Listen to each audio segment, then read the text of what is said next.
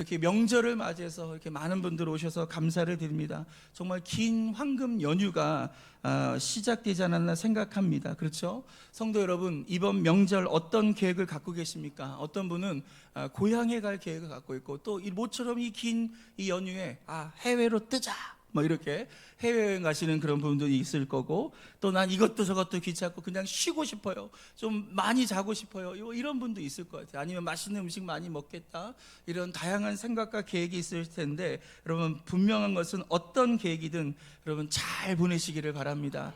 여러분 행복한 명절 연휴가 되기를 축복합니다. 하지만 우리가 명절이 되면 생각해야 될 것이 한 가지가 있는데, 우리 말씀 볼까요? 신명기 16장 15절 말씀입니다. 같이 읽겠습니다. 시작.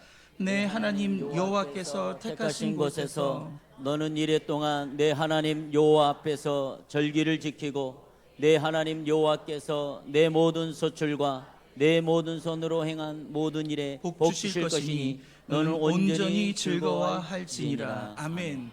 여러분 구약의 이스라엘 백성들은요, 이렇게 절기, 우리와 같은 명절을 지켰는데 일주일 동안 그 명절을 지킵니다. 우리처럼 이렇게 오랜 시간 동안 이렇게 절기를 지키게 되는데, 오늘 성경 말씀 보니까 노란색 글씨에 뭐라고 써 있죠? 같이 읽어볼까요? 시작. 하나님 여호와 앞에서. 우리가 어떻게 명절을 보내야 되냐면, 여러분 나름대로 계획이 있죠. 뭐 해외로 여행 갈 수 있고, 멀리 여러분 친척들을 만날 수도 있고, 여러분 여러 가지 계획이 있지만, 우리의 모든 계획들 속에서 바로 여호와 하나님 앞에서, 할렐루야, 하나님 앞에서 오늘 이 명절을 지내시기를 주님으로 축원드립니다. 또 우리 신명기 16장 15절 후반부에는요, 너는 온전히 즐거워할지라 라고 얘기합니다. 여러분 이번 명절이 즐거운 명절 되길 원합니다. 근심과 염려의 명절이 되는 것이 아니라, 여러분 갈등이 있는 명절이 되는 것이 아니라 정말 즐거운 명절, 가장 해피한 명절 될 수 있기를 축복합니다. 오늘 우리가 함께 읽은 말씀을 중심으로 우리 제목을 한번 따라 볼까요? 변화된 삶을 살자. 우리 변화된 삶을 살아가는 저와 여러분 되기를 축복합니다.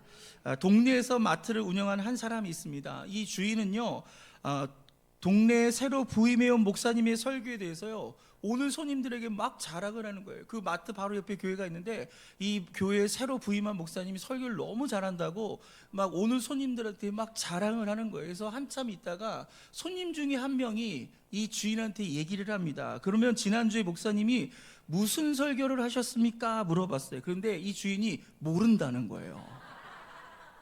아니 왜 모르냐니까, 지난주 교회를 안 갔다라고 얘기합니다. 그런데 어떻게 설교를 잘하는지 알 수 있냐라고 물어봅니다. 그때 이 주인이 하는 대답이 뭐냐면, 그 목사님께서 오신 이후로 그 교회 다니는 사람들이 외상값을 그렇게 잘 갚는다는 거예요. 외상값을 잘 갚는다. 사랑하는 성도 여러분, 이 세상 사람들이 우리 교회를 바라보고요, 이 세상 사람들이 성도들을 바라보는 평가의 기준은 무엇인가요?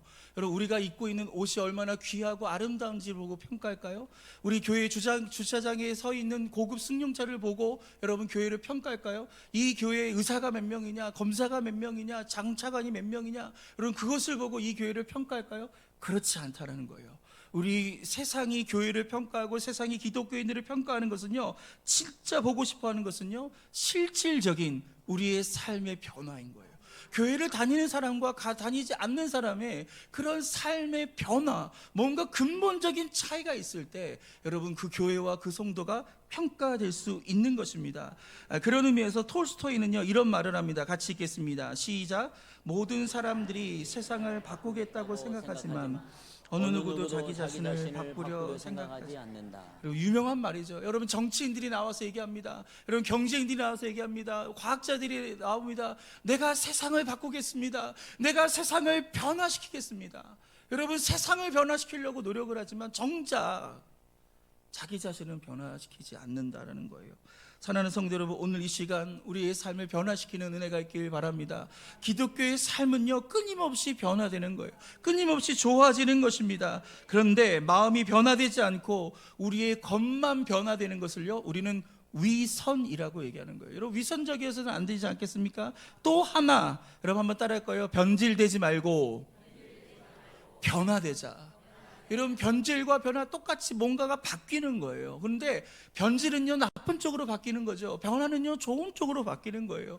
여러분 음식이 변질되면요 못 먹어요. 버릴 수밖에 없습니다. 사람이 변화가 되면요 쓸모가 있게 되는 거예요. 쓰임을 받게 되어 있는 것입니다. 여러분 변질은 무엇인가요? 저는요 이 변질이요 우리가 있어야 할 자리에서 떠내려가는 것을 변질이라고 생각합니다.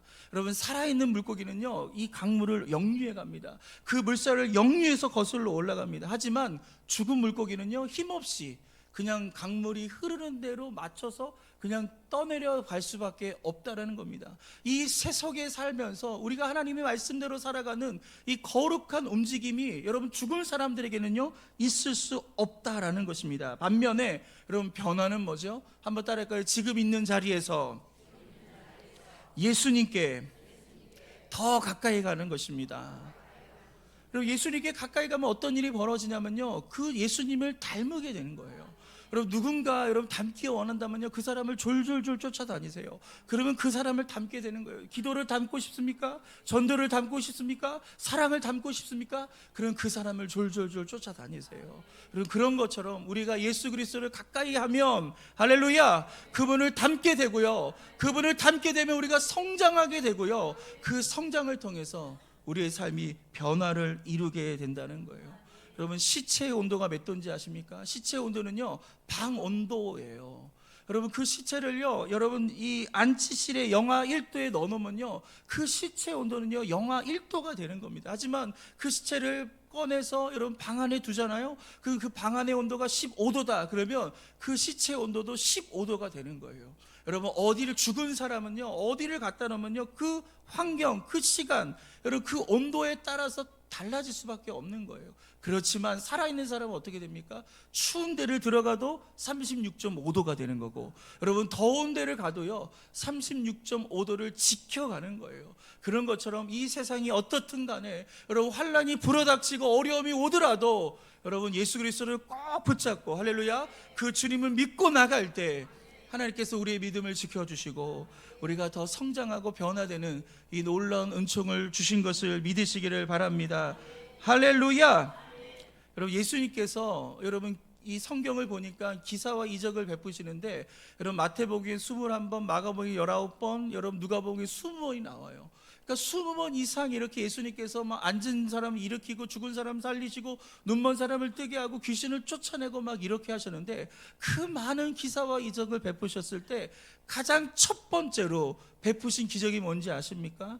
여러분 예수님께서 굉장히 심사숙고하지 않으실까요? 그 많은 기적들 중에서 내가 무엇을 처음으로 할 것인가 의미 있는 거란 말이에요. 그리고 그 기적은 뭐냐면 바로 물이 변하여 뭐가 된 거예요? 포도주가 된 변화예요. 여러분 물이요 조금 따뜻해진 게 아니에요. 물이 좀 시원해진 게 아니라 완전히 다른 존재인 여러분 물이 가질 수 없는 성분인 바로 포도주가 됐다. 여러분 이 얘기는 뭐냐면 예수 그리스도께서 이 땅에 오신 이유는 모든 인류의 변화의 주체자가 예수님이라는 사실이에요. 할렐루야. 우리가 예수를 믿을 때 변화되고요 예수를 붙잡을 때 우리의 삶이 달라지는 것이고요 점점점 더 좋아지는 것을 믿으시기를 바랍니다. 그렇다면 우리가 어떻게 하면 예수 그리스도 안에서 변화된 삶을 우리가 살아갈 수 있을까요? 처음 한번 따라할까요? 하나님이 받으시는 예배를 드리겠습니다. 여러분 하나님이 받으시는 예배를 드릴 때 우리의 삶이 달라지고 변화될 수 있는 것입니다. 우리 로마서 12장 1절 말씀을 같이 읽겠습니다. 시작. 그러므로 형제들아 내가 하나님의 모든 자비하심으로 너희를 권하노니 너희 몸을 하나님이 기뻐하시는 거룩한 산 제물로 드리라. 이는 너희가 드릴 영적 예배니라. 아멘. 로마서는 1장부터 16장까지 되어 있습니다. 그 중에 1장부터 11장까지는 우리가 어떻게 하면 구원을 받을 수 있는가 바로 그 이론에 대한 내용이고요 12장부터 16장까지는요 그 이론을 실천하기 위한 구원받은 이후에 우리가 어떤 삶을 살아야 될 것인지 그 실천적인 측면을 12장부터 16장까지 다루고 있어요. 그러니까 이 12장부터 16장까지 안에서 우리가 실천해야 될 많은 권면들 많은 이야기가 여기 담겨져 있는데 여러분 그 중에 가장 처음으로 등장하는 첫 번째 실천적 권면이 뭔지 아십니까? 바로 예배에 대한 권면이라는 거예요. 할렐루야. 이것은 성도에게 있어서 가장 중요한 것이 바로 예배이기 때문인 것입니다. 할렐루야. 우리의 삶의 변화를 일으키는 데 있어서 이 예배만큼 중요한 것은 없다. 오늘 성경이 그것을 말씀하고 있는 것입니다. 우리는 예배를 통해 하나님을 만납니다. 예배를 통해 말씀을 새깁니다. 은혜를 받습니다. 하나님의 충만한 은혜를 갖고 우리가 세상 가운데서 변화된 삶을 우리가 살아갈 수 있는 거예요. 그래서 여러분, 우리가 예배를 지키는 저와 여러분 되기를 축복합니다. 한번 따라할까요? 내가 예배를 지키면 예배가 나를 지키게 됩니다.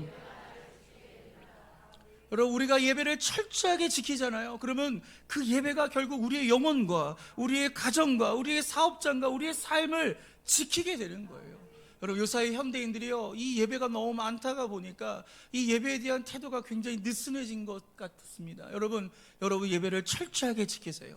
여러분, 주의를 철저하게 지키세요. 여러분, 예배가 여러분의 삶의 우선순위가 되기를 주님의 이름으로 축원합니다. 그런 예배를 드릴 때 하나님은 그 예배를 통해 하늘의 보화를 우리 가운데 채워주시고, 우리가 두려울 때 우리에게 염려하지 말라 말씀하시고, 우리에게 용기를 주시고 담대함을 주시고 우리의 마음에 평안을 주신 것을 믿으시기를 바랍니다.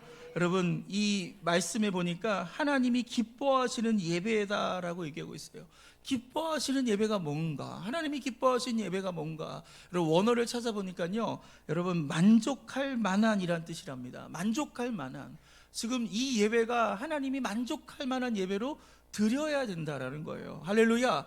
그렇다면 여러분, 이 예배를 통해 만족해야 될 것은 여러분이에요, 하나님이에요? 제가 만족해야 되나요? 하나님 만족하나요? 여러분, 우리가 예배를 드리는데요, 만족한 예배 있을 수 있어요. 오늘 너무 좋다, 감동이 된다, 목사님 나한테 딱 필요한 말씀 주셨어. 그런데 하나님은요, 그 예배를 만족하지 않을 수도 있어요. 반대로 예배를 드리는데 너무 밍숭맹숭하고 뭐지 저는 은혜도 안 되고 뭐 답답하기만 하고 막 속상한데 하나님께서 그 예배를 받으실 수도 있다라는 거예요. 그래서 예배에 대한 평가는 내 주관에 따른 것이 아니라 여러분, 하나님이 기준이 되어야 되고요. 할렐루야. 오늘 하나님이 받으실 만한 오늘 그 거룩한 예배를 저와 여러분이 되기를 주님의 이름으로 축원드립니다. 그럼 예배는 뭔가요? 첫 번째로 생각할 때 예배는요, 우리의 몸을 하나님께 드리는 거예요. 이 몸을 예배를 드린다는 건 뭐냐면 생활이 예배가 되어야 된다는 거예요. 진정한 예배자는요, 일주일 동안 우리가 철저하게 하나님을 예배를 드리고 그 주일 예배를 준비하는 거예요. 주일날 와서 1시간 딱 반짝 예배 드리는 거 예배 아닙니다. 여러분, 한 주간 동안 우리가 살면서 정말 하나님을 생각하고 기도하고 말씀 보고 그렇게 하나님을 경외하는 삶을 살다가 하나님의 뜻대로 살다가 주일날 와서 드리는 그 예배를 하나님이 정말 기뻐 받으신 것을 믿으시기를 바랍니다. 이게 내 몸을 드리는 예배예요. 인도의 유명한 성자죠, 선다싱이라는 분이요, 이런 말을 합니다. 같이 읽겠습니다. 시작. 그리스도를 위하여 죽기는 쉬우나 그를 위하여 살기는 어렵다. 죽는 것은 한두 시간만 괴로우면 되나 사는 것은 나날이 죽는 것을 의미하기 때문이다. 이 성자는 뭐라고 얘기죠? 그리스도를 위하여 죽는 게 어렵다고 얘기해요? 쉽다고 얘기해요? 쉽다고 얘기해요. 아니잖아요. 여러분, 순교가 어떻게 쉬워요? 여러분, 죽을 수 없어요. 우리는 벌벌벌 떨어요. 어떻게든지 그 순간이 오지 않기를 바라는데, 오늘 선다싱은 뭐라고 하냐면 그리스도를 위하여 죽는 건 쉽다. 그 이유가 뭐예요? 바로 몇 시간만 괴로우면 끝난다는 거예요. 그런데 그리스도를 위해 사는 것, 할렐루야, 그게 진짜 어려운 거예요. 왜냐? 그리스도를 위해 살아가는 건요, 매일매일 죽음을 경험하는 거예요. 매일매일 하나님의 말씀 따라서 내 육체의 소욕을 죽이고, 할렐루야, 나의 자아를 죽이는 그 과정, 오늘 그것이 그리스도를 위해서 우리가 살아가는 삶이다라고 얘기하는 것입니다. 우리의 삶은 그리스도를 위해 사는 것입니다. 할렐루야. 이것이 삶의 예배인 줄 믿으시기를 바랍니다. 또 하나, 이 예배라는 것은 어떤 의미냐면 우리가 엎드리는 거예요. 우리가 경배를 드리는 거예요. 우리의 교만한 마음, 우리가 목을 꼿꼿이 세우고 예배를 드리는 것이 아니라 하나님 앞에 바짝 엎드려서 하나님께 경배하는 오늘 이 예배가 되길 축복합니다. 여러분, 예전에 노예제도가 있었을 때 여러분, 주인이 말을 타거나 마차를 타면요, 그 하인이요 반드시 엎드렸다고 합니다. 그럼 그 엎드리면 주인은요, 그 종의 등을 밟고 말을 타거나 종의 등을 업고 마차를 탔다라는 거예요. 여러분, 이때 이 단어가 바로 예배라는 단어랑 똑같은 단어라는 거예요. 여러분, 우리가 예배 앞에 나왔는데 여러분, 우리가 하나님께 바짝 엎드리며 할렐루야 경배하는 오늘 이 은혜가 있기를 주님의 이름으로 축원드립니다. 그래서 우리가 온전한 예배, 하나님이 받으실 만한 예배를 드릴 때 우리의 삶이 변화될 수 있다. 두 번째, 이 세대를 본받지 마십시오. 한번 따라할까요? 이 세대를 본받지 않겠습니다. 성경 봅니다. 로마서 12장 2절입니다. 시작. 너희는 이 세대를 본받지 말고 오직 마음을 새롭게 함으로 변화를 받아 하나님의 선하시고 기뻐하시고 온전하신 뜻이 무엇인지 분별하도록 하라. 로마서 12장 2절 이렇게 시작합니다. 너희는 이 세대를 본받아라. 아니죠. 본받지 말라라고 얘기합니다. 여러분, 우리가 예수 그리스도를 믿은 다음에 우리의 삶의 변화가 일어나는데요, 그 변화는 무엇입니까? 여러분, 기독교는요, 구원받은 다음에 속세를 떠나서 깊은 산속에 들어가서 무슨 수양을 하거나 아니면 기도원에 가서 맨날 불러불러 기도하며 여러분 예배 드리는 거, 그걸 주님이 원하시는 게 아니에요. 가끔 가다가 우리의 삶에 문제가 있고 답답한 문제가 있으면 기도원에 가야죠. 여러분, 그런 금식의 시간도 가져야 되지만 하나님은요, 구원받은 이후에 우리의 삶이요, 이 세상 한복판에 있기를 원하는 거예요. 그 세상 한가운데서 우리의 믿음을 증명하고 할렐루야, 이 세상을 본받지 않고 주님을 따라가는 것, 오늘 이것이 주님께서 기뻐하신 것인 것을 믿으시기를 바랍니다. 여러분, 그러면 왜 우리는 이 세대를 본받지 않고 살아야 될까요? 이것이 예수님의 명령이기 때문에 그런 거예요. 예수님이 이렇게 명령하셨어요. 두 번째 이유는 뭐냐면 이 세상의 모델은요, 실패한 모델이기 때문에 그렇습니다. 예, 가끔가다 여러분 세상이 좋을 때가 있어요. 매력적일 때가 있어요. 야, 기쁠 때가 있어요. 다른 데서 느낄 수 없는 그런 기쁨을 느낄 때가 있지만 여러분, 그 모델은요, 실패한 모델입니다. 왜냐하면 그 모델은 죄악의 모델이고 그 모델은 하나님을 대적하는 모델이기 때문에 그런 거예요. 그래서 오늘 저와 여러분이 이 세상을 쫓아보면 여러분, 그 세상이 달콤하겠지만 결국 그 끝을 쫓아가면 결국 파멸고 멸망받을 수밖에 없다라는 것입니다. 여러분, 오늘 이 세상에 대해서 성경은 뭐라고 얘기하나요? 성경은 디모데후서 3장 1절부터 5절을 가리켜서 세상이 이런 곳이다라고 얘기합니다. 같이 읽겠습니다. 시작.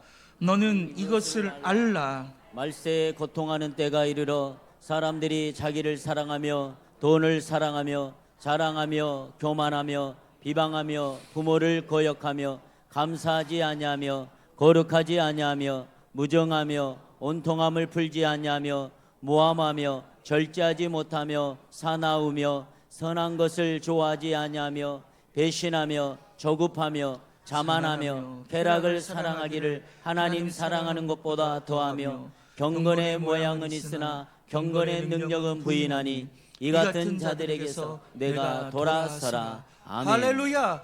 이 같은 자들에서 어떻게 하라고요? 내가 돌아서라는 거예요. 이 같은 세상에서 이 세상 따라가지 말고 이 세상 쫓아가지 말고 돌아서라고 우리 주님 말씀하고 계십니다. 여러분, 이 세상은 뭡니까? 자기를 사랑해요, 돈 사랑해요, 자랑해요, 교만해요, 비방해요, 부모를 거역하고 감사하지 않고 거룩하지 않고 무정하고 원통함을 품지 않고 여러분 등등등등등등등, 이 많은 것들이 바로 이 세상의 이야기입니다. 여러분, 하나같이 보면요, 하나님께서 하라는 걸 안 하는 거예요. 그리고 하나님께서 하지 마라고 한 것을 오히려 하는 것, 바로 그것이 이 세상이다라는 것입니다. 그래서 우리가 세상 따라가지 않고 오직 말씀 따라가고 오직 예수 그리스도만을 따라가는 저와 여러분 되기를 축복합니다. 할렐루야. 세상의 유행, 습관, 조류를 따르는 거에 대해서 성도님들 중에서는요, 이렇게 생각할 수 있습니다. 목사님, 다 그런데요, 뭐.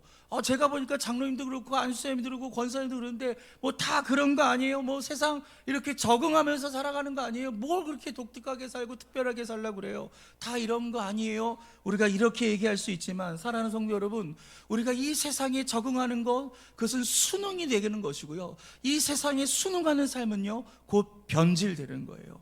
우리 주님은요, 우리가 변질되지 않고 뭐가 되기를 원하신다고요? 변화되기를 원하고 계십니다. 여러분, 이 세상의 타락한 문화 속에서 우리 자신이 변질되지 않고 이 신앙을 지키고 할렐루야, 우리가 변화받는 귀한 은혜가 있기를 축복합니다. 마지막 세 번째 한번 따라할 거예요. 마음을 새롭게 하겠습니다. 다시금 로마서 말씀 읽겠습니다. 시작. 너희는 이 세대를 본받지 말고 오직 마음을 새롭게 함으로 변화를 받아 하나님의 선하시고 기뻐하시고 온전하신 뜻이 무엇인지 분별하도록 하라. 아멘. 오직 뭐를 바꾸라고요? 마음을 새롭게 하라. 할렐루야. 우리의 마음을 새롭게 할 수 있는 은혜가 있길 주님의 이름으로 축원드립니다. 여러분, 우리가 외형을 바꾼다고 해서 변화가 일어나는 것이 아니에요. 우리의 가슴, 우리의 생각, 우리의 마음의 그 근본적인 틀이 변화돼야지만이 진정한 변화가 일어나는 것입니다. 흔히 가정에서 어떤 문제가 생기고 위기가 찾아올 때 마음을 변화시키기보다는요, 어떤 외적인 것을 자꾸 바꾸려고 하는 그런 경향이 우리 가운데 있습니다. 예를 들어서 부부관계가 위기 가운데 있어요. 싸웠어요. 그러면 여러분, 가구의 배치를 바꾸는 거예요. 여러분, 이것을 통해서 그 위기를 모면하려고 하는 사람도 있습니다. 거실에 새 페인트의 색깔을 칠하는 것을 통해서 가정의 문제를 해결하려고 하는 사람이 있습니다. 아닙니다. 여러분, 그렇게 가구 몇 번 바꾸고요, 새로운 칠을 한다고 해서 여러분, 우리의 갈등이 해소되는 것이 아니에요. 진짜 변화는요, 외적인 변화가 아니라 우리의 마음의 변화가 되어야 되는 거예요. 내 마음속에 있는 근본 틀을 바꾸지 아니하면요, 또 문제는 튀어나오고 또 문제는 튀어나오게 될 수밖에 없는 거예요. 그래서 오늘 하나님의 말씀을 통해서 여러분, 새 마음 갖기를 축복합니다. 한번 따라할까요? 새 마음 갖겠습니다. YWAM이라고 하는 예수 전도단이라는 참 좋은 선교 단체가 있습니다. 대학교 선교 단체인데요, 전 세계적으로 있습니다. 여기서 브루스 탐슨이라는 부부가 활동을 하고 있는데, 이 부부가 책을 하나 냈는데 그 책 제목이 뭐냐면, 한번 따라할까요? 내 마음의 벽. 책이 그렇게 두껍지 않아요. 그렇지만 잘 읽게 되고요, 굉장히 은혜가 되는 그런 책입니다. 이 박사님께서 이 책에서 뭐라고 얘기하냐면, 우리의 마음속에는 오랜 기간 동안 쌓아 올렸던 벽돌들이 있다라고 얘기합니다. 어떤 사람에게는 불신의 벽돌이 있고, 어떤 사람의 마음속에는 상처의 벽돌이 있고, 거짓의 벽돌, 욕망의 벽돌, 위장의 벽돌, 우리의 마음을 막고 있는 이러한 다양한 벽돌들 우리가 쌓으면서 담을 쌓고 있다라는 거예요. 그리고 많은 사람들이 그 담 뒤에 숨어서 있는 것을 편안하게 생각하는 거예요. 자기를 들키지 않고 이 담이 자기를 보호한다라고 생각하는 거예요. 여러분, 하지만 그 담이 여러분을 결코 보호해 주는 것이 아닙니다. 오히려 그 담 때문에 여러분이 하나님을 볼 수가 없는 거고요, 그 담 때문에 진짜 내 인생을 살 수가 없는 거예요. 얼마나 많은 사람들이 두려움과 염려 가운데 주저주저하면서 인생을 삽니까? 얼마나 많은 사람들이 중독에 빠져서요, 제대로 된 인생을 살지 못하는 사람들이 얼마나 많은지 모릅니다. 그 죄 가운데서 여러분, 우리가 허비하고 그렇게 인생을 낭비하는 인생들이 얼마나 많은지 모릅니다. 오늘 그 벽돌을 치우시기를 주님의 이름으로 축원드립니다. 내 안에 내가 원치 않게 쌓아 올렸던 그 모든 불신과 그 부정적인 돌들을 우리가 다 치워버릴 때, 여러분, 그제서야 주님이 볼 수 있고요, 할렐루야, 그제서야 진짜 나를 발견하면서 진짜 우리의 인생을 살아가는 거예요. 오늘 우리의 힘으로는 이것은 깨어지지 않는 거예요. 우리가 하나님의 말씀을 듣고 우리가 성령님을 인정하면서, 성령님 내 마음에 오셔서 내 안에 있는 모든 이런 불신의 이 벽돌들을 다 부셔주세요. 다 제거해 주세요. 그래서 주님을 만나는 귀한 은혜가 있기를 주님의 이름으로 축원드립니다. 어떤 분이 그런 말을 하더라고요. 대한민국이 위대한 거는 새해가 2번 있어서 그런다는 거예요. 1월 1일에 한 번 새해 있죠. 그리고 이번 주 수요일 날, 그렇죠? 또 한 번 새해가 있어요. 그러니까 우리는 새해가 2번 있어요. 막 작심했잖아요. 여러분, 살 빼기로 했잖아요. 다이어트 하기로 했는데 왜 중간에 포기하셨습니까? 여러분, 일주일만 지나면요, 우리 결심이 다 무너지는데, 하나님은 다시 한번 이 새해를 우리 가운데 줘서 3세판, 할렐루야, 한 번 더 기회를 준다. 새 마음을 가져라. 할렐루야, 새 마음 가지시기를 주님의 이름으로 축원드립니다. 이렇게 마음을 새롭게 한다는 것을요, 문법적으로 보면요, 현재 시제를 갖고 있는 거예요. 문법적으로 현재 시제예요. 그럼 이 얘기는 뭡니까? 과거 시제가 아니라는 거예요. 미래 시대도 아니고 현재, 지금 이 자리, 우리의 현재에서 우리의 마음을 바꾸라고 말씀하는 것입니다. 사랑하는 성도 여러분, 오늘 우리의 마음을 새롭게 하고 이 세대를 본받지 않는 건요, 과거의 어떤 시점에 일어나는 게 아니에요. 내가 그때 왕년에는 내가 날라다녔지, 내가 그때 끝내줬어. 내가 밤기도 가고 정말 예배 빠지지 않고 교회에 오라고 하면 그냥 오고 그렇게 열심히 봉사했는데, 여러분 그 왕년이 오늘 우리를 변화시키는 것이 아니에요. 할렐루야. 그 왕년의 추억에서 벗어나세요. 할렐루야. 오늘 이 자리, 이 현재, 오늘 우리를 변화시킬 수 있기를 바랍니다. 아직 오지 않은 미래 얻는 때, 목사님 1년만 기다려주세요. 그러면 제가 열심히 봉사할게요. 1년 있으면 제가 열심히 신앙생활 할게요. 그거 새벽 예배 그까짓 거 제가 못하나요? 여러분 그게 아니에요. 앞으로 오지 않은 그 미래에 살지 마세요. 할렐루야. 오늘을 사세요. 오늘을 사세요. 오늘 여러분의 삶이 변화되고, 오늘 이 시대를 변화시키며 우리가 이 세속에 따르지 않는 저와 여러분 되기를 주님의 이름으로 축원드립니다. 사랑하는 성도 여러분, 우리가 진짜 간구해야 될 것은요, 체험이 아니라 변화받는 것을 기억하시기 바랍니다. 기독교에게서 체험 중요합니다. 기도하고 응답받는 거, 우리의 몸이 치료받는 거, 우리의 삶에 하나님께서 함께 하신 거 느끼는 거, 체험받는 거 중요해요. 근데 체험보다 더 중요한 게 뭐다? 변화받는 거예요. 그럼 아무리 기적을 경험해도요, 변화받지 못한 사람들이 얼마나 많은지 모릅니다. 제 주변에도요, 교회 안 다니는데요, 뭐 중학교 때, 고등학교 때 교회에서 학생회장 했다 그러고 막 기도하면 하나님 막 응답해 줬다 그러고, 그런데 지금은 교회를 안 다녀요. 현재는 주님을 떠나 있는 거예요. 여러분 이러한 인생 되지 않길 주님의 이름으로 축원드립니다. 여러분 신앙생활의 궁극적인 목적은요, 바로 우리가 변화되는 거예요. 할렐루야. 여러분 성경은 누구랑 결혼해야 될지, 언제 결혼해야 될지 알려주지 않습니다. 성경은요, 우리가 어떤 차를 사야 될지, 어떤 길을 걸어가야 될지 우리에게 알려주지 않습니다. 성경은 우리가 어떤 집을 사야 할지, 어떤 집을 팔아야 될지도 알려주지 않습니다. 성경은 우리가 어디를 여행해야 될지, 어떤 핸드폰 약정을 해야 될지 우리에게 전혀 알려주고 있지 않습니다. 우리의 인생에 그 수많은 결정들이 있는데, 그 결정들이 성경에 기록되어 있다면 그것을 순종하느냐 순종하지 않느냐 이렇게 결정할 수 있는데, 대부분 성경은 그런 우리의 삶의 실질적인 결정들에 대해서는요, 침묵하고 있다는 거예요. 그러면 우리는 어떻게 해야 될까요? 여러분 정말로 여러분 하나님의 말씀에 순종하고 싶다면 여러분 마음을 새롭게 하시기를 바랍니다. 오늘 말씀처럼 오직 마음을 새롭게 함으로 변화를 받으십시오. 그 변화를 받은 것이 우리의 삶에 증명돼야 되는 거예요. 내가 차를 살 때도 그 믿음이 증명돼야 되고요, 집을 살 때도 그 믿음이 증명돼야 되고요, 내가 옷을 사고 어디를 여행을 가고 무엇을 하든지 우리의 삶의 수많은 결정들 속에서 내 새로운 마음들, 오늘 그것이 증명되어야 된다. 여러분 그렇게 변화받으시기를 주님의 이름으로 축원드립니다.